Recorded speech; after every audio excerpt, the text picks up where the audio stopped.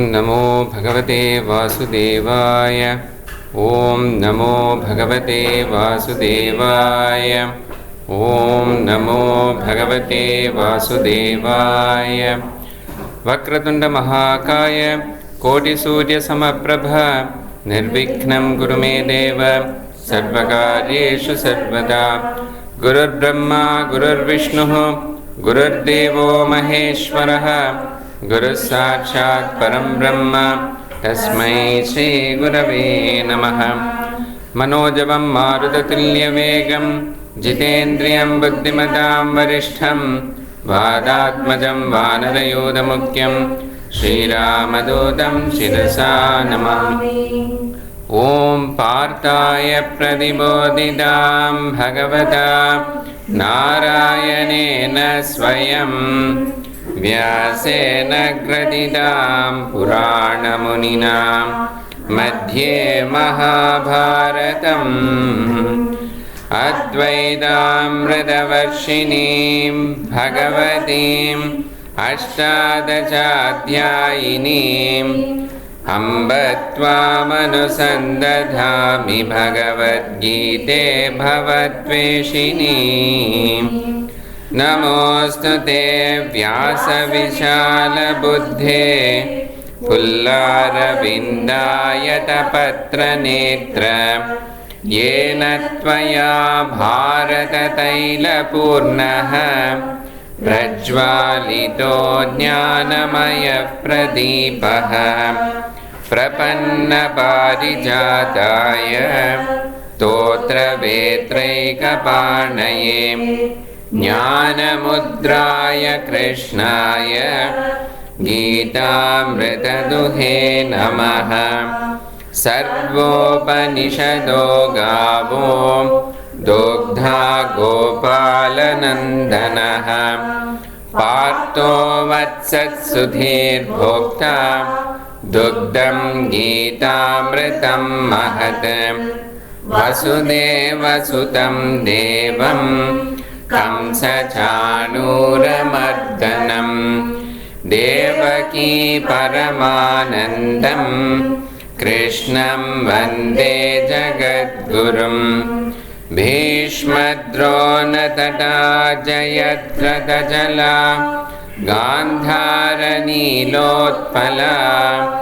शल्यग्राहवती कृपेण वहनी कर्णेन वेलाकुला।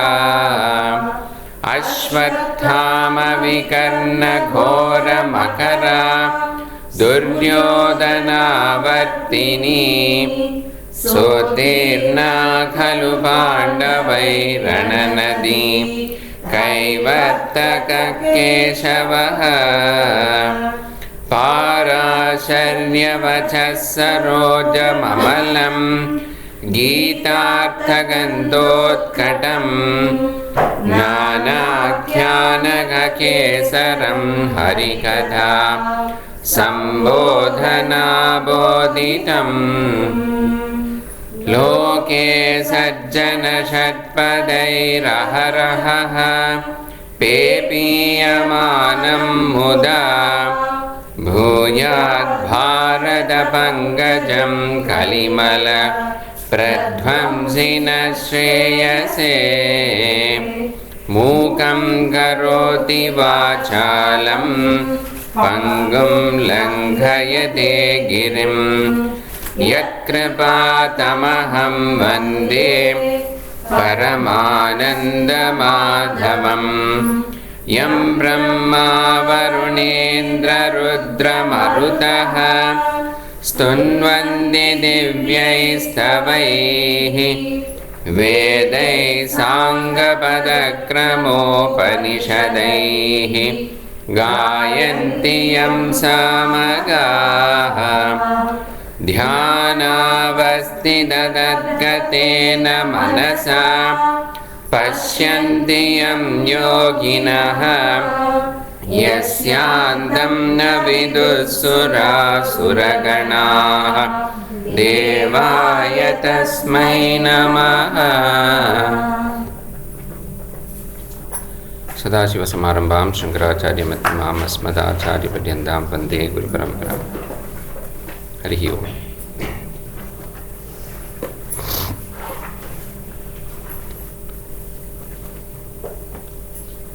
So previous session we looked at Karma Yoga. So what was the clarification which was required? Is there any question Karma Yoga? Last discussion. Taking out the impurities. Now, was there any doubts which came from the last week's discussion? Or you just wanted a summary? Okay. So, having looked at goals, purusharthas, then shastra, which is the methodology which helps me to attain my goal, we looked at the infrastructure which is provided, the framework which is provided through Varna Vyavastha and Ashrama Vyavastha, which is a societal infrastructure plus a individual infrastructure, and both are required to achieve my goal. So then the next question comes is that, okay, now tell me what should I do? My goal is clear.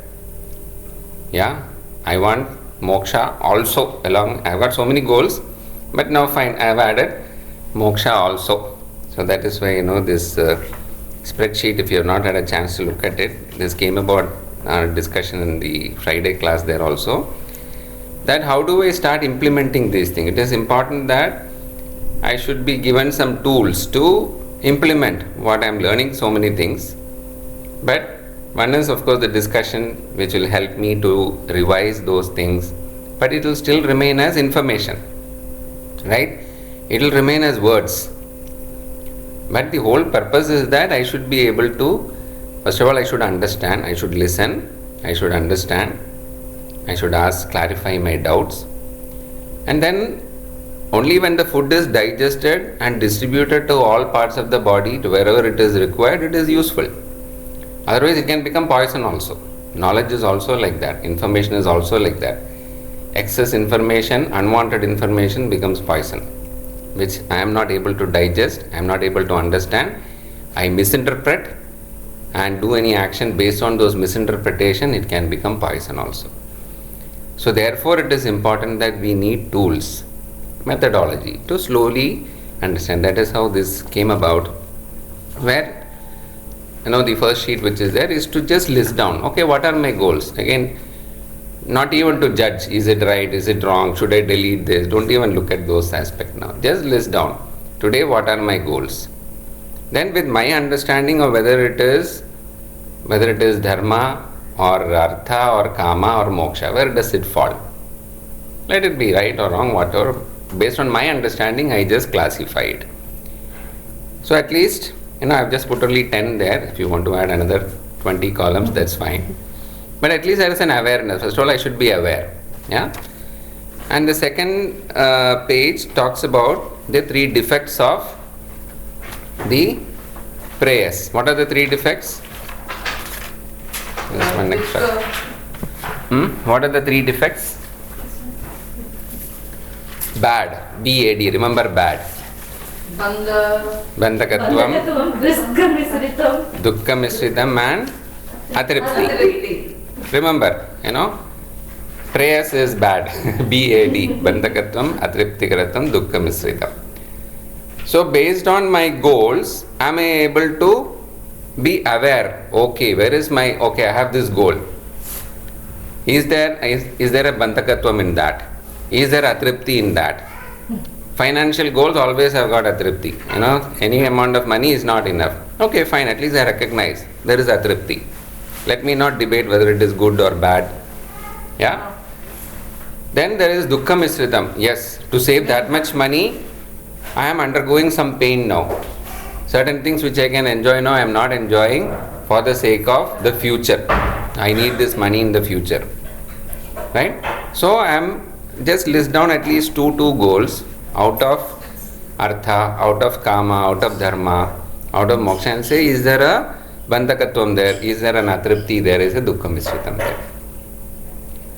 Then the third sheet is to talk about, okay, after understanding this, am I able to do a prioritization? Am I going to change my priorities? Yeah? Am I able to add more goals with our dharma pradhana or more goals with our only moksha pradhana? Right? So therefore, I look at it in the third way.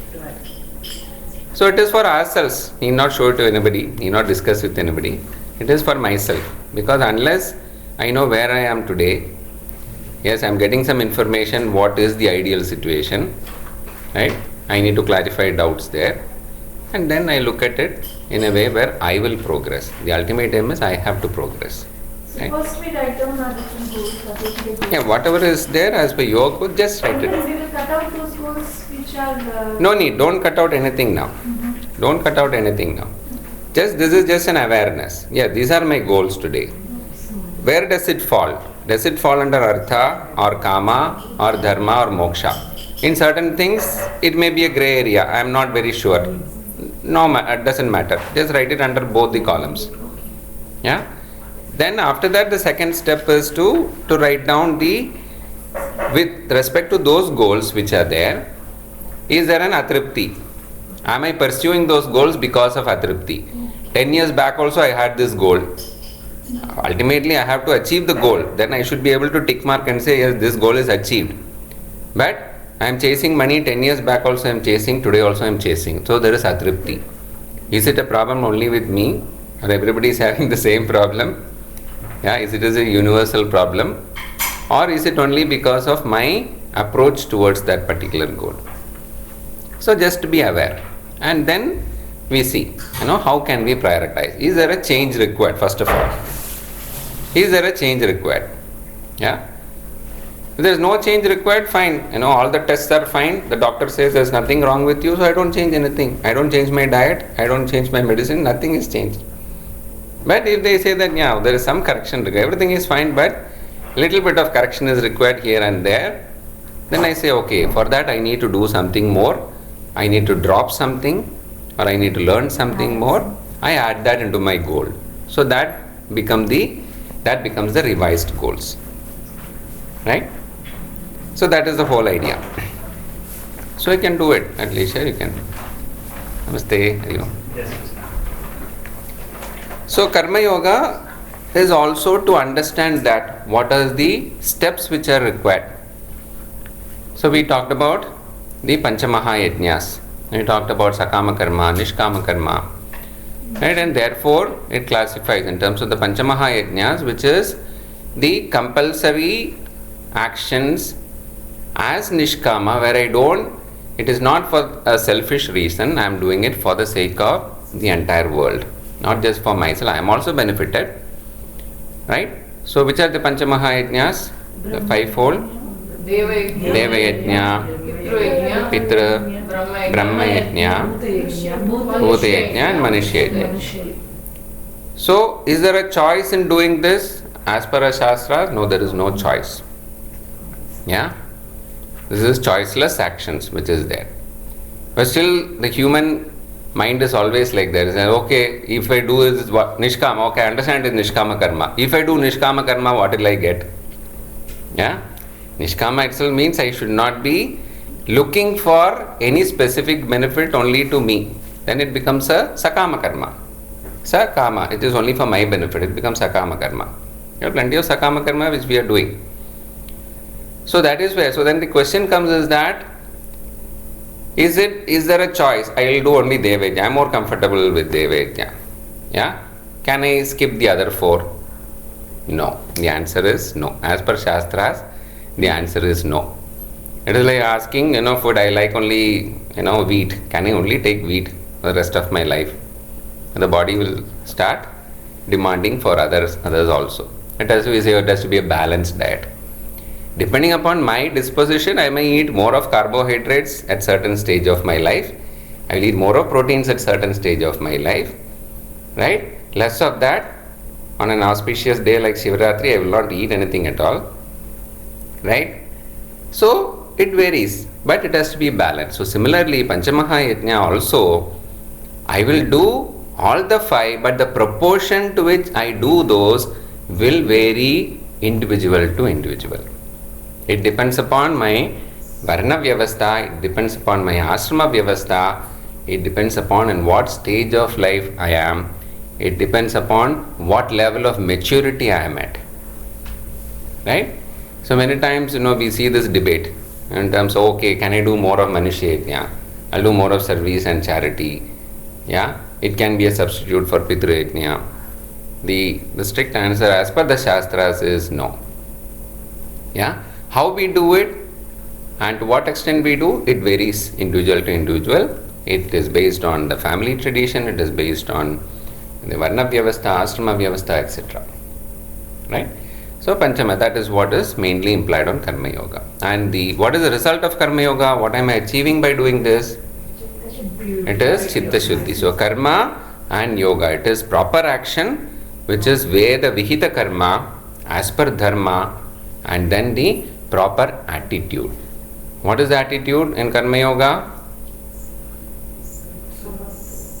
Ishvara Arpana Buddhi and Prasada Buddhi. Even when I am doing a Sakama Karma, I have to, it is not only for Nishkama Karma, even for Sakama Karma, I have to have that attitude that I am offering it to the Lord, and whatever result I am getting is the Prasada. Because the result of action is not entirely under my control. That is where I bring Ishvara into my life. Otherwise, my egoistic mind will say that I am controlling, I am the center of the universe, I control everything. But the moment we realize that no, I don't call all the shots, I don't control everything, I am only a contributor to the ultimate result, I'll automatically have the attitude that there is some other force and I recognize it as Ishvara. Right? So Chitta Shuddhi is the result of Karma Yoga. So it is proper action, proper attitude, and one more aspect which Lord Krishna tells in the Bhagavad Gita is with respect to Kaushalam. Karma, so Kaushalam. Skill. Right? Okay, so I have the proper attitude. I am doing everything as per Dharma, but again I should be equipped to do it properly. We call it as optimum or optimal use of resources. I should have the skill to do it. I should understand how to do it properly and then continue to do it properly. So that it benefits me, it benefits others also. Okay, so this is what is talked about in Karma Yoga. Now, before going into the next topic of Upasana Yoga, again a very auspicious day to discuss this topic of Upasana on Mahashivratri day. Right? So, again, we were just discussing about, we have so many festivals, so many occasions to celebrate. But Shivratri, we don't really call it as a celebration, right? Like, we have got Deepavali is there, Navratri is there. There you have more celebration, more of external, outward expression of joy, happiness, of sharing, new clothes, crackers, make sound, all the senses are fed, sweets, different kind, varieties of food, right? But in Shivratri, Mahashivratri, what do we do? Fasting. One is fasting, prayers, and what else? Meditation. It is more for an inward celebration, an inward journey, and that is exactly what we are going to talk about in Upasana Yoga. So is it fasting? What is fasting called? क्या कहते हैं fasting को? Upavas. What is the actual meaning of Upavas? Staying near the water. Vas means we have to Stay near. Upavasa in Sanskritam, it means Upa means near. Right? Upanishad, Upanayanam. Yeah? Upa has got one more meaning, but it is that staying near. Upavasa. Where? Vasa where? Near the Almighty. Near the Lord. Right? Upavasa, the general meaning is that fasting. But why fasting? Why Upavasa? When I say that Upavasa means sitting near the Lord, spending more time with the Lord, why has it come to God a meaning that it is equal to fasting? Controlling our mind. You don't spend time in cooking and eating. Because cooking, eating and all the related activities are the thing which takes the maximum amount of our time in a day, right? And it is also the activity where the body has to work the maximum. It is a bit of a paradox, right?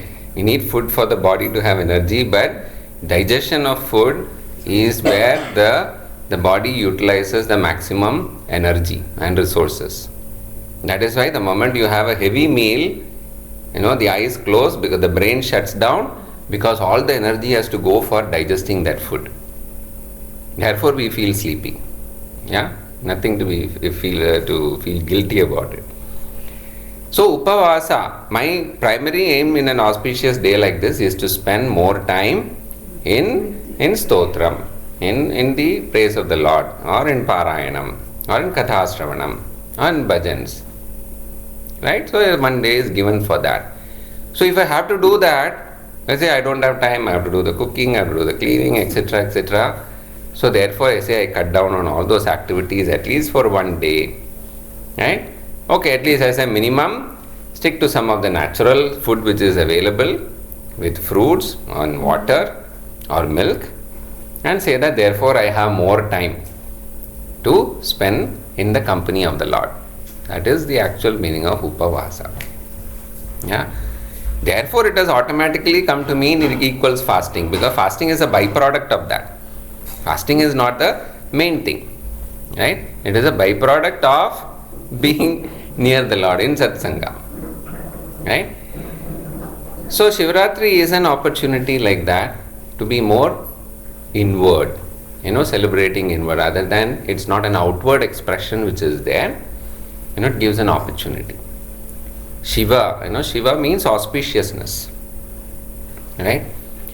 And also it also represents Jnanam, because as the Adiguru, Lord Dakshinamurti, as we say Sadashiva Samarambham. So Lord Shiva, is Jnanakaraka, knowledge flows from. That is why Ganga on his jata represents Jnana Ganga. Yeah. So all full significance is there for each and every alankara of the Lord. There is a significance for every deity. The Vahanam, the Ayudham, everything has got a significance. Right?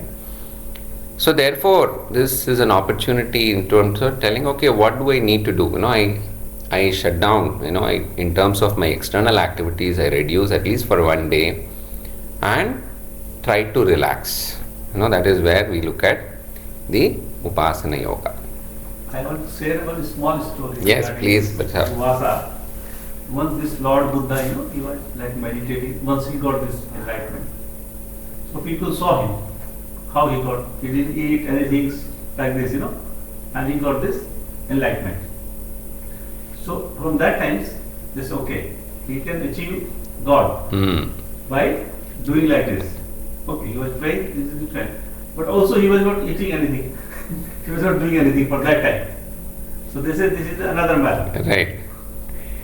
So that's only an external expression. Yes. Yeah. So this Upavasa actually is not eating with something external. Correct. But there is internal meaning. Correct. Yeah. So the second aspect after Karma Yoga comes is the Upasana Yoga, or also known as Samadhi Yoga. Right? Because we looked at what are the three obstacles which are there. What are those? One is Malam, which we said that only Karma Yoga can help me to get rid of the impurities. The second one was, what is it called? Vikshepa, which is Chantana. The mind has to be still, it has to be clear. Then only I will be able to absorb whatever is being talked about, whatever is being discussed. I will be able to understand only if the mind is, even in a normal situation we say, right? If we have to listen to something, the mind has to be calm. The mind is going around in hundreds of places.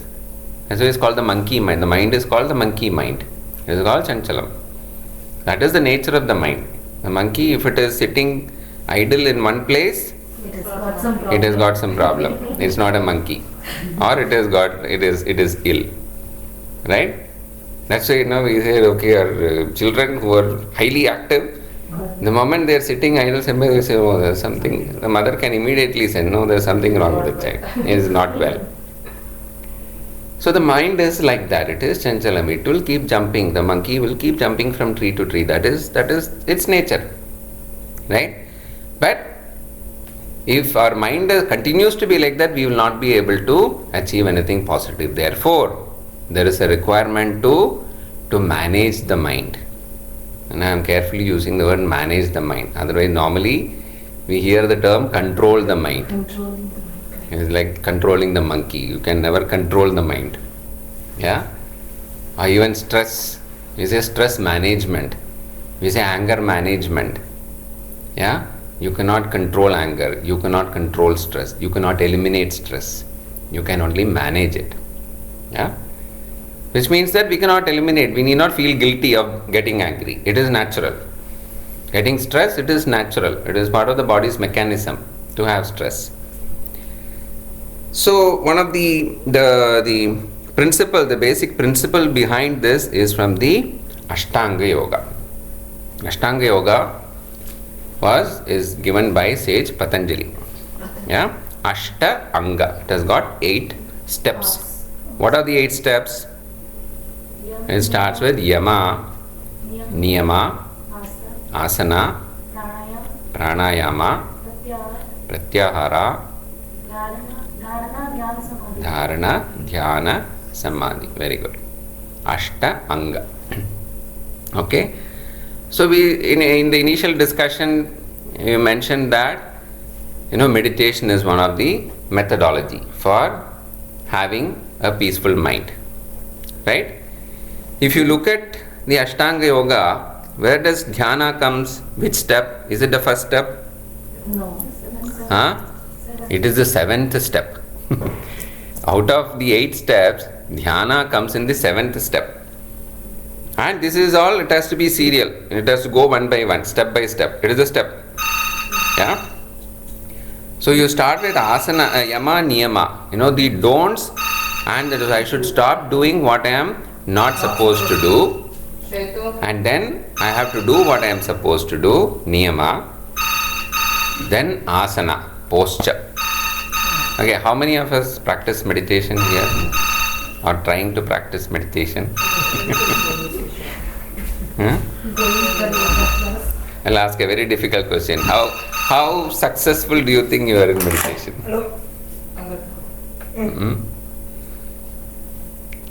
It's a difficult question to answer. During meditation, we sincerely take it up, and sometimes if we are totally tired or something, I just sleep off. That's a very honest answer. Yeah, that's what happens.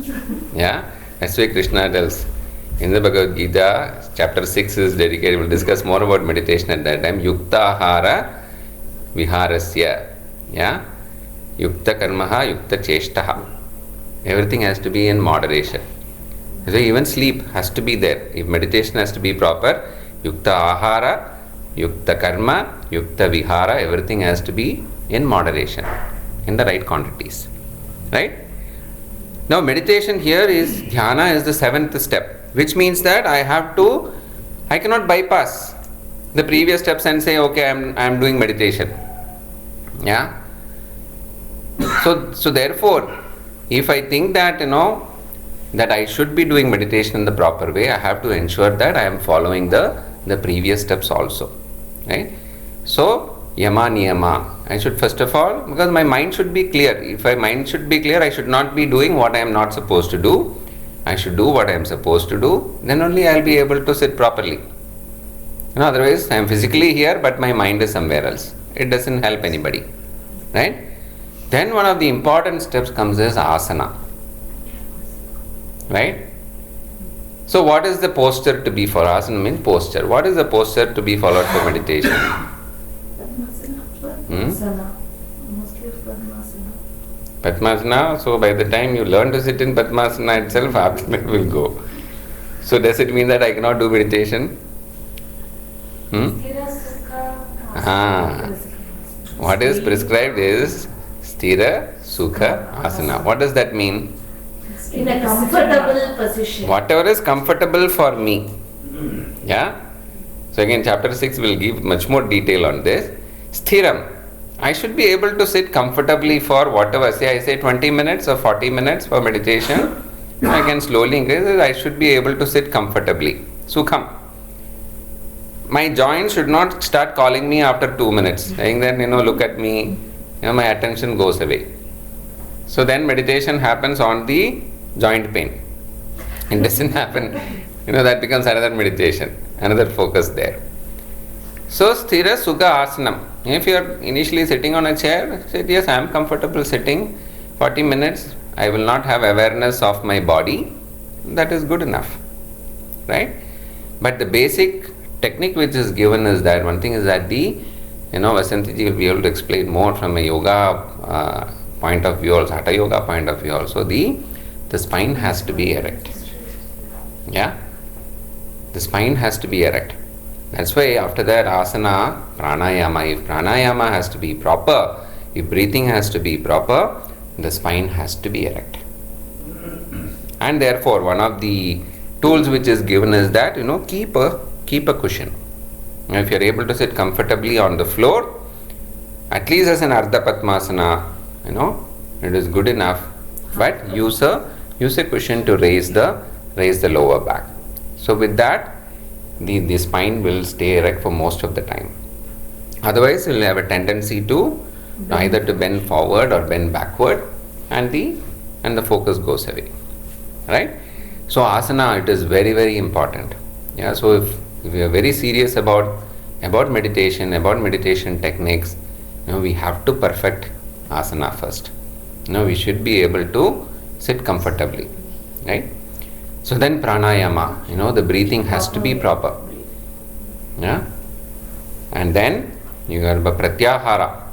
In terms of the senses, in terms of managing the senses, you should be able to slowly withdraw. Only the eyes have got the eyelids which I can close voluntarily and say I am shutting off the external world. Yeah, all the other senses are feeding by itself. I cannot close them externally. I have to close them internally. I should be able to manage them internally. Yeah, and then after that only I will be able to focus. Then I should have what should I focus on? Dharana is concentration. What am I supposed to focus on? What I have to achieve. On my thoughts. Thoughts are keeping on coming. No, on my goal, final goal, which I have to achieve. If I am thinking about the goals, the mind will keep on jumping, right? I think about the goal. Concentrate on the breathing actually, in and out. Right. So that is one of the methodologies, in terms of getting some object, because the mind needs some objectification. We'll come to Nirguna Dhyanam later, yeah. That has to happen automatically later. But initially, I need some form. I need something which is tangible, which I know of. The mind cannot think of something which it doesn't know. Yeah? Ishvara. Therefore, Krishna sweets. Krishna's face. Sorry. I had to just Krishna sweets. The mind is thinking about sweets.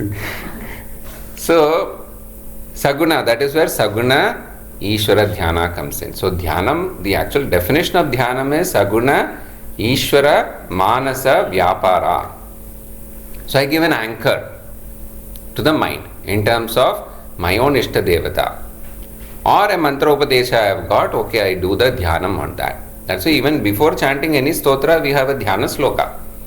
In terms of telling that, yes, let me meditate upon the Lord's form. So the form is given. Yeah? Shiro Dhanvat Pradeshe Chuchimani Vilasat Segare Mauktikanam. So telling where is Mahavishnu lying? Shiro Dhanvat Pradeshe. Yeah? And giving his alankara and form, etc. Okay, I meditate upon that Lord. The form is given. Then it starts with Vishwasme Namaha, Om Vishnave Namaha. Vishnu means Sarvavyapi, formless. The first Nama itself say he is formless. But for me, for my limited mind, today I need a form. So show me a form. So I start with that. So I meditate on the Lord's form. Right? Doesn't matter whether it is Vishnu or Shiva or Parvati, whoever is I am comfortable with my own Ishta Devata. I meditate upon that Lord. Then as an additional step, we can have japa. Right? We will come to that in a minute. So, why are we doing this? Why Upasana Yoga? You say, okay, I have to take care of Vikshepa. Because the first and foremost aspect which is coming is a discipline. Right? Now, as a discipline, we say, yes, the children have to be disciplined. Why only children? All of us, we say a discipline has to be followed. So, you have to get into a bus, we say, everybody has to follow a discipline. Why discipline has to be followed? Lead our life according to dharma. So it is a dharma of that particular place, that particular activity. That is the dharma of that activity. For whose benefit? It is for the convenience, for the society. For my benefit as well as for the society. Everybody's benefit. 100 people are there. Everybody's goal is to get into the bus.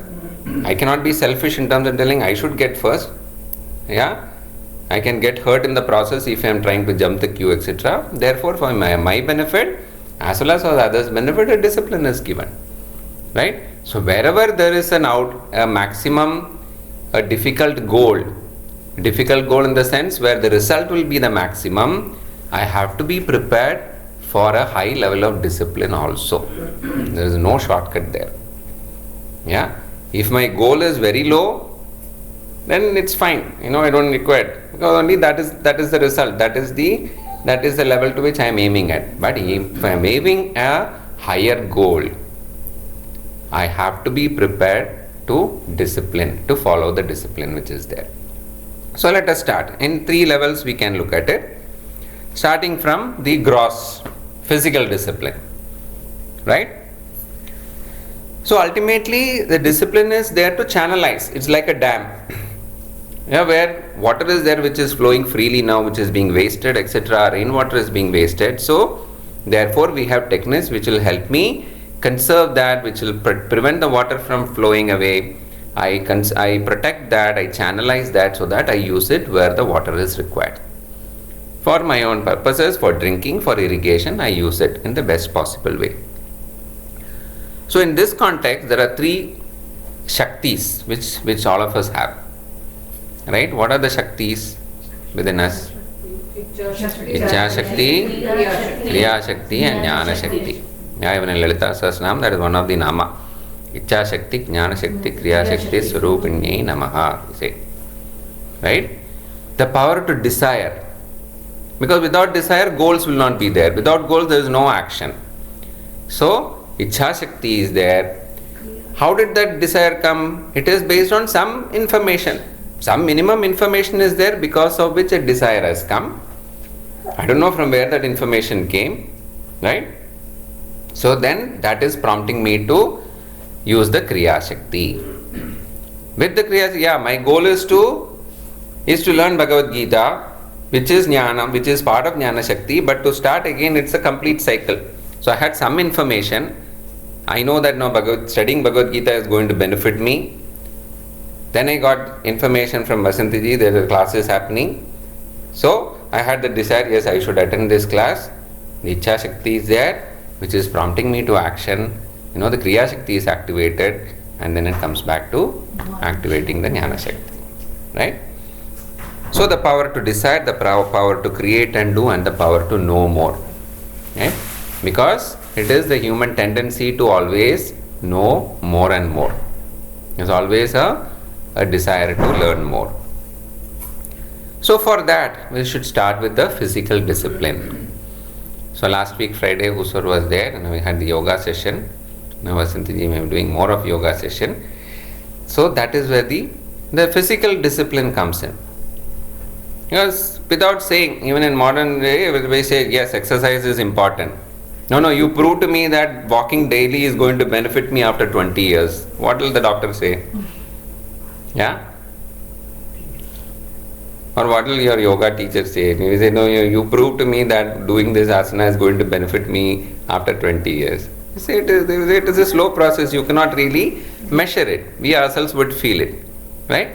So physical discipline, we all know it is important. Exercise is important. Not to have a sedentary lifestyle. Right? So there comes asana, pranayama, pratyahara is all part of the physical discipline which is there. Then comes the main aspect, and the physical discipline is ahara. What is ahara? Huh? Food. What is food? Is it only the food we are eating with the mouth? Is that the only thing which is called food? Ahriyate, actually ahara means ahriyate iti ahara. Anything which is input into our body and mind is ahara. That is why when we talk about fasting, it has to be fasting for the senses also. It is not only for the stomach or for the mouth or the tongue. Right? So ahara control, it is, that's why the Bhagavad Gita chapter 6, they say yukta ahara viharasya. It has to be in moderation. Everything has to be in moderation. Ati sarvatra varjaye. That is the general principle giving. Don't have excess of anything. That even the normal statement also we say not to have excess of anything. Right? Everything in moderation. So it is given so much importance even in the Shastras. Even in the study of the Upanishad, the Shanti mantra which is chanted, it focuses on the physical discipline. Bhadram karne bishrunayama devaha, bhadram pasye maksha biryajatraha. Akshabhi, let all my senses be proper. Then only I'll be able to listen, then only I'll be able to see, then only I can understand. Yeah? So the prayer, the opening prayer, Shanti mantra, in learning the Upanishads also talks about physical discipline. Apyayand mamangani vak prana chachu srotra mado balam indriyani cha sarvani. Indriyani, let all these things, oh Lord, give me the capacity, or let all the faculties be proper. That's why our acharyas say these studies is not as a retirement plan. After 60, if we think that we can start these studies after 60, by the time, first of all, priorities, goals will change. Right? We'll go a full circle in terms of our own life, but we'll not be able to sit properly. Yeah? We'll not be able to see. You want to read something, you want to listen to something, you cannot. Right? So therefore, physical discipline is very, very important. Again, it should not go to the extent of becoming obsessed with the physical well-being. It should be just used as a means, considering the body is a vehicle for me to achieve something which is bigger. That is where writing down the goals are important. My goal is moksha. For moksha, I have to do certain things. Yes, for that physical discipline is also important. Therefore, I do whatever is minimum required for that physical discipline. Right? Otherwise, half of the day I will spend only in yoga class and fitness class and all these things, and become tired the rest of the afternoon. Right? So body as a means for the other goals, it's a vehicle. The next discipline comes is, so we talked about Kaikam, next is Vachikam, and the third one is Manasam. Verbal discipline is given very, very high importance in our Shastras. Right? So in the Viveka Chudamani, it is told that yogasya pradhamam dwaram vang nirodha aparigraha. Yeah? One of the biggest source of energy wastage is talking. It's advocated is very, very high. It's called Vak Tapas. And again, we'll see in 17th chapter the Lord says, Anudvekakaram Vakyam Satyam Priya Hitam Chayate Swadhyayabhyasanam Cheva Vangmayam Tapa Uchyate. After talking entire thing about jnana, Lord has to come back and tell Arjuna in the 17th chapter, he talks about discipline and mental discipline. He says, at least look at these 4 qualities of speech. What are the 4 qualities he talks here? One is Anudvekakaram. Udvekakaram means which generates excitement or agitation. Okay. How some words can play with our mind. Just by hearing a word, our mind gets